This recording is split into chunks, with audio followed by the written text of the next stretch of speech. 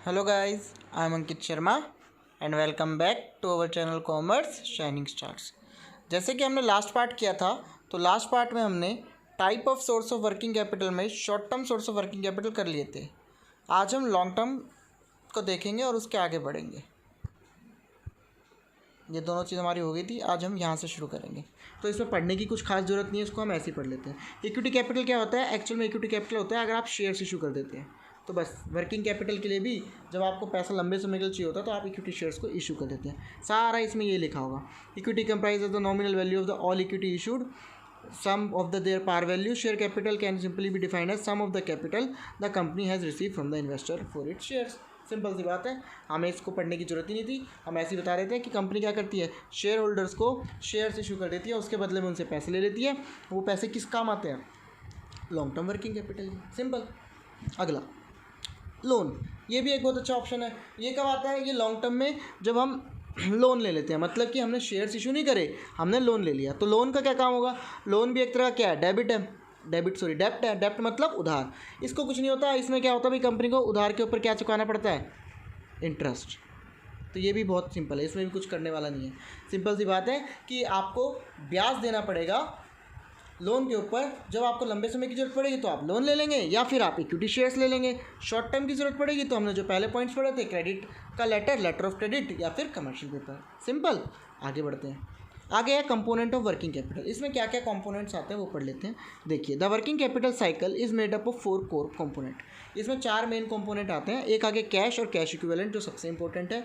Cash की बात करें, क्रेडिटर अकाउंट पेबल, क्रेडिटर और अकाउंट पेबल आ गया इसमें। फिर उसके बाद इन्वेंट्री या फिर स्टॉक इन हैंड, और फिर आगे डेटर्स। इसको ना हम वर्किंग कैपिटल वाले फॉर्मूले से भी मिला सकते हैं तो और क्लियर हो जाए। क्या था फॉर्मूला?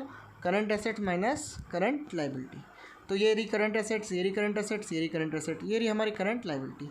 तो क्या कहता है इस प्रोसेस को समझने का सिंपल सा तरीका, आपके पास कैश होगा तो आप क्या कर सकते हैं? उधारी चुका सकते हैं, यानी आप क्रेडिटर को चुका देंगे। क्रेडिटर को चुकाएंगे तो क्या करेंगे? वो आपको और सामान दे सकते हैं, तो और इन्वेंट्री आ जाएगी आपके पास।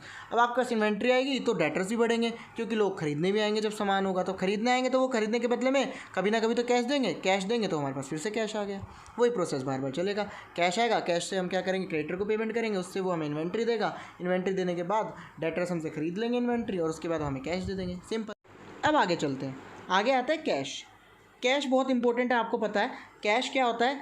वेरी इंपॉर्टेंट और most liquid component of working capital. काफ़ी इंपॉर्टेंट है क्योंकि फटाफट मार्केट में जाता है, फटाफट आता है। अब इसके बारे में क्या कहा है?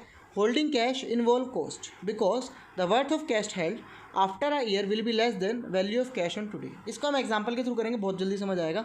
अगर आपके पास 100 रुपये अभी रखे हैं और ये 100 रुपये आप अगले 1 साल तक रखते हैं अपने पास, तो इसकी कहीं ना कहीं क्या हो रही है? वैल्यू गिरेगी। क्योंकि जैसे कि आप सभी जानते हैं, जो चीज़ पहले 10 रुपये की किलो मिल जाती थी, आज वही चीज़ 40 रुपये किलो है। क्यों? क्योंकि महंगाई की वजह से, इन्फ्लेशन की वजह से पैसे की जो वैल्यू है वो गिरती जाती है। ठीक है, तो ये वही बोल रहा है, अगर आप अपने पास कैश रखते हैं तो कुछ नहीं होगा, उससे सिर्फ और सिर्फ आपकी कॉस्ट बढ़ेगी। क्योंकि प्रेजेंट में जो 100 रुपये है उसकी वैल्यू आने वाले टाइम में 100 रुपये नहीं रहेगी, उसकी वैल्यू हो सकता है 90 हो जाए या 80 हो जाए। कैसे? वही चीज़ हमने बोली, जो चीज़ 10 रुपये की मिलती है वो बाद में जाके 40 की मिल रही है, तो क्या हुआ? 40 रुपये की वैल्यू 10 रुपये जितनी हो गई। इस तरह से आगे क्या बोल रहे हैं? Excess of cash balance should not be kept in business because cash is a non earning asset. दूसरा पॉइंट भी ये कह रहा है कि हमारे पास कैश भी बहुत ज़्यादा नहीं होना चाहिए। क्यों? क्योंकि इससे हमें कुछ अर्निंग तो होने नहीं वाली। जब अर्निंग नहीं होने वाली तो 100 रुपये अभी रखो चाहे बाद में रखो, क्या फ़र्क है? इससे अच्छा कहीं इन्वेस्ट कर दो। इन्वेस्ट करोगे तो कुछ ना कुछ तो आएगा। पूरी इंश्योरेंस कंपनी इसी चीज़ पर टिकी होती है। इंश्योरेंस कंपनी की अगर हम बात करें तो वो क्या करते हैं? आपसे इंश्योरेंस करते हैं, प्रीमियम लेते हैं, प्रीमियम को मार्केट में लगा देते हैं, मार्केट में लगाते हैं। अगर आप मार्केट में लगाने के बाद वो अगर 10 लाख कमाते हैं तो आपको 8 लाख देने में उनको क्या बुराई है? 2 लाख का तो प्रॉफिट ही है। इस तरह से काम होता है सारा। आगे, hence a proper and judicious cash management is of utmost importance in business. इसीलिए कहते हैं बिजनेस में कैश मैनेजमेंट बहुत ज़रूरी है, और वो कौन कर सकता है? Working capital. अगला, मार्केटेबल सिक्योरिटीज़। ये वो सिक्योरिटीज़ होती है जो हम कैश के एक्सचेंज में यूज़ कर सकते हैं। ये भी कैसे होते पढ़ते हैं। These security also don't give much yield to business because of 2 reasons. ये भी हमारे बिजनेस के लिए ज़्यादा फायदेमंद नहीं है। किसकी वजह से? 2 रीजंस की वजह से। पहली चीज़, ये कैश के एक्सचेंज में यूज़ की जाती है। दूसरी, ये जो होती है टेम्परेरी इन्वेस्टमेंट होती है। ठीक है, अब ये होती क्या? ये होते हैं स्टॉक और बॉन्ड। जब आपके पास कैश खत्म हो जाता है तो आप क्या करते हैं? मार्केटेबल सिक्योरिटी इशू कर देते हैं ताकि कैश आ जाए, तो इसलिए उसका सब्स्टिट्यूट हो गया। और ये टेम्परेरी इन्वेस्टमेंट है, परमानेंट नहीं है। आप इसके बाद उसको वापस भी ले लेते हैं। ठीक है, thus these are held not for hypothetical balance but only as a guard against possible shortage of bank credit. ये इसलिए बैलेंस नहीं बना के रखते, ये सिर्फ और सिर्फ एक तरह की सिक्योरिटी देते हैं कि कल को अगर हमें कोई शॉर्टेज होती है बैंक क्रेडिट की या किसी भी क्रेडिट की तो हम इनसे दूर कर सकते हैं. अगला है अकाउंट रिसीवेबल. ये भी बहुत इंपॉर्टेंट है. अकाउंट रिसीवेबल क्या है? देखिए अकाउंट रिसीवेबल की बात सीधी सी बात की गई है. Too many debtors always lock up the firm's resource especially during inflation tendency. This is a 2-step account. मतलब सीधी सी बात है, जब डेटर्स क्या होते हैं, डेटर्स आपको पता है जिनसे आपको पैसे लेने हैं. अगर ये लोग आपको टाइम पे पैसे ही नहीं देंगे तो आप आगे सामान कैसे लाएंगे? तो क्या हुआ, एक तरह से आपकी बिज़नेस क्या हो गया, एक तरह से बिज़नेस एक तरह से वहीं पे लॉक हो गया. ये इन्होंने बोला. क्या बोला है? When good are sold inventory are reduce. जैसे गुड बिकेंगे हमारी स्टॉक कम हो जाएगा, सिंपल. और डेटर्स हमारे बढ़ जाएंगे, क्रिएट हो जाएंगे. वैन पेमेंट इज़ मेड, जब हमारे पास पैसे आ जाएंगे इनके तो क्या होगा, हमारे डेटर कम हो जाएंगे, कैश बढ़ जाएगा. इसीलिए इन दोनों का क्वांटम ऑफ डेप्ट डिपेंड ऑन 2 थिंग. अब हमारे पास ये जो क्वांटम है इसका डेटर्स का, वो 2 चीज़ों पे डिपेंड करता है. वॉल्यूम ऑफ क्रेडिट सेल और average length of time between sales and collection. सीधी सी बात क्या करें कि आपकी सेल कितनी हो रही है उधार, ये चीज़, और दूसरी आपको कितना टाइम लग रहा है सेल होने में और सेल के जो पैसे आने में उतने में. ये डेटर्स की बात आ गई. अब आते हैं importance of working capital. Working capital की इंपॉर्टेंस में क्या क्या पॉइंट आते हैं? It is important we work out the right level of working capital you will need. ये बहुत ज़रूरी है कि आप बहुत अच्छा लेवल बनाए रखें वर्किंग कैपिटल का.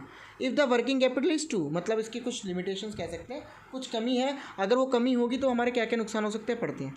अगर देखिए, अगर हमारे पास ज़्यादा हाई हो जाए वर्किंग कैपिटल तो बिज़नेस को सरप्लस फंड होगा जो कि नॉट अर्निंग अ रिटर्न, जिससे हमें रिटर्न कुछ नहीं मिलने वाला. ठीक है. फंड, सरप्लस फंड का मतलब ये नहीं है कि बहुत कमाएंगे. सरप्लस फंड मतलब हमारे पास ज़्यादा फंड पड़ा होगा, हमारे पास कैश बहुत ज़्यादा पड़ा होगा. जैसे कि आप अगर गले में, ये आपका गला है, आप इसी में कैश रखते जा रहे हैं तो ये भर जाएगा, लेकिन ये किसी काम का नहीं है जब तक आप इसको निकाल के यूज़ ना कर लें. तो यही वाला पॉइंट बोला. अगर ज़्यादा हाई हो जाता है तो क्या होगा, हमारी जो अर्निंग है रिटर्न होने की, वो चांसेस खत्म हो जाती है, हमारे को कोई रिटर्न नहीं मिलता, नॉट अर्निंग रिटर्न. दूसरा, अगर ये कम हो जाए तो ये साइन बताता है कि भाई आपका जो फाइनेंशियल डिफरेंस है वो आपके साथ आ रहे हैं. मतलब कि अगर आपका ये कम हो जाए तो भी अब आपके गले में 10 रुपये ही पड़े तो भी कोई अच्छी बात नहीं है. मतलब ज़्यादा हो जाए तो भी नहीं और कम हो जाए तो भी नहीं. एक आपने कहावत सुनी होगी, वो कहावत यहाँ बिल्कुल सेट बैठती है.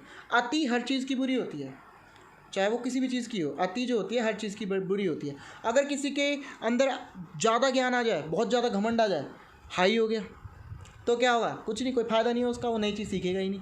वहीं अगर कम रहे उसमें भी कोई फ़ायदा नहीं है. तो यहाँ पे अति कम हो गया, अति ज़्यादा हो गया. ठीक है जी. ज़्यादा कम भी नहीं सही, ज़्यादा भी नहीं होना चाहिए, बैलेंस रहना चाहिए, ये बात बोली गई है. अगला, to forecast the optimum working capital requirement the following formula may be use. अब सिंपल से फॉर्मूले की बात की है कि क्या फार्मूला यूज़ करते हैं जिससे हम फोरकास्ट कर सकें, अंदाज़ा लगा सकें कि हमारी वर्किंग कैपिटल की रिक्वायरमेंट कितनी है. सिंपल सा फॉर्मूला है, operating cycle equal to R plus W plus F plus D minus C. अब ये क्या क्या है? ओ है हमारा duration of operating cycle. R से रॉ मटेरियल हो गया, raw material storage period, working in progress period, finished good storage period, debtor collection और क्रेडिट पेमेंट. सिंपल सा फॉर्मूला. इस फॉर्मूले को आपको याद करना पड़ेगा. फॉर्मूले को याद करने की जरूरत कब पड़ेगी, जब आपको वर्किंग कैपिटल का प्रैक्टिकल क्वेश्चन आ जाए. अब आगे बढ़ते हैं. आगे क्या कहता है? Working capital financing. Working capital financing किस तरह से होती है? Fund base. हम किस तरह से फाइनेंस कर सकते हैं वर्किंग कैपिटल को? फंड बेस से, नॉन फंड बेस से और स्ट्रक्चर प्रोडक्ट से.